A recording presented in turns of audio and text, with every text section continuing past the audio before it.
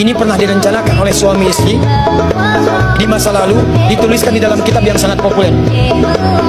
Persoalannya, begitu ibunya mengandung, istrinya mengandung, lahir anaknya usia 2 tahun, maaf, mereka punya rencana, anak ini insya Allah kita akan didik jadi lebih baik, keluarga kita lebih baik, anak ini akan jadi ulama. Qadarullah usia 2 tahun ayahnya meninggal. Ini kisah nyata. Ibunya ingat, saya tetap pertahankan untuk berubah jadi lebih baik, walaupun ayah tidak ada, saya single parent, saya rawat anak ini sebaik-baik. Usia 4 tahun anak ini, maaf ya, terkena penyakit buta permanen. Hijrah tidak akan sepi dengan ujian. Suami meninggal, single parent, anaknya kemudian buta permanen. Apa yang dilakukan oleh ibunya? Ibunya tetap berpedoman, Allah pasti akan berikan yang terbaik.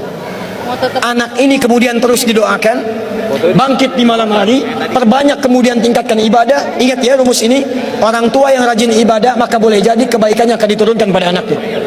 Ibunya yang berdoa, anaknya yang mendapatkan bagiannya. Matanya buta tapi diganti oleh Allah dengan ingatan yang luar biasa.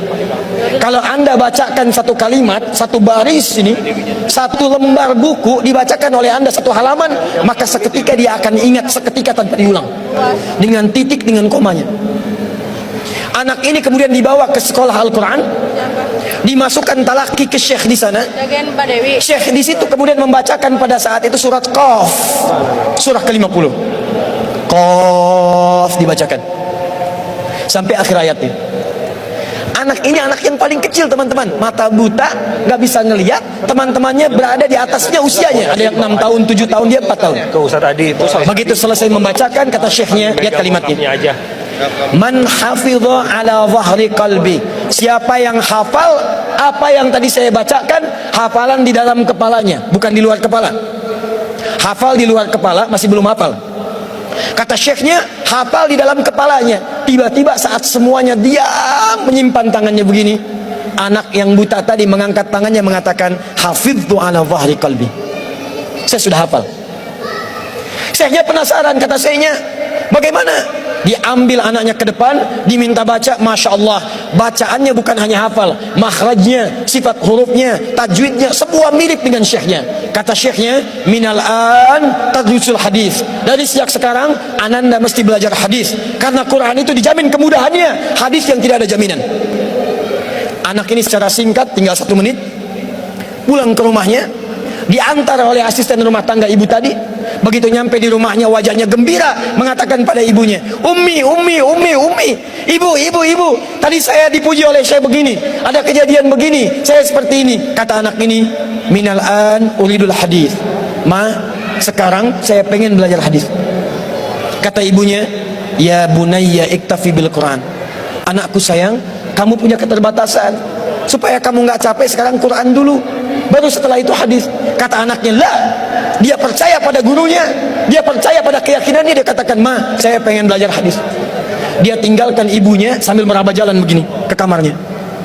Perhatikan baik-baik. Begitu ibunya melihat, ingat kemudian dengan suaminya, ingat tentang rencana mereka, ingat tentang mereka punya rencana masuk surga bersama-sama. Teman-teman, ibunya langsung masuk ke dalam kamar, dia bentangkan sajadahnya di mihrabnya, dia salat 2 rakaat, dia bermohon kepada Allah. Saat sujud itulah dia tumpahkan segala keinginannya. Perhatikan kalimatnya.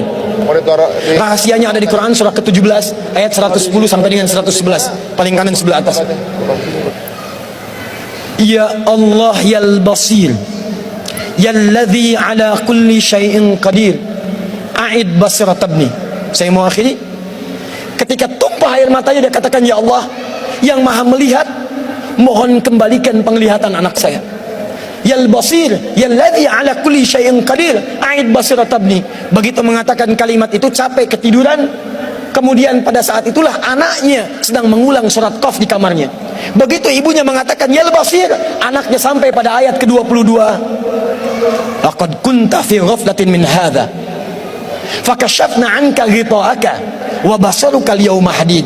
Ibunya menyebut yal basir, anaknya sampai di ayat wa basaruka al-yawma hadid. Dulu pandanganmu tertutup, sekarang kami akan buka, kamu akan melihat setelah ini dengan setajam-tajamnya.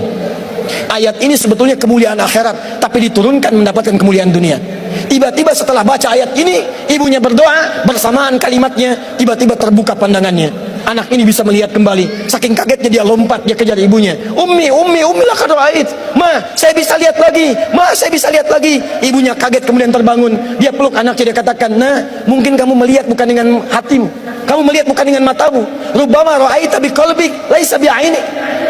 Mungkin bukan matamu tapi hatimu.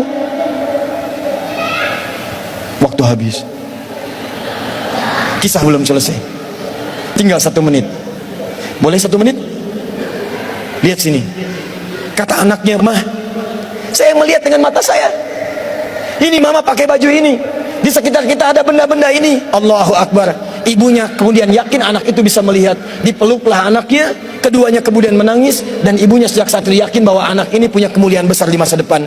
Maka disekolahkanlah kemudian tempat-tempat terbaik. Belajar hadis terbaik. Diingat segalanya. Cepat luar biasa. Anak ini kemudian dikenal dengan luar biasa di masa depan. Nama anak ini adalah Muhammad. Bapaknya yang meninggal namanya Ismail.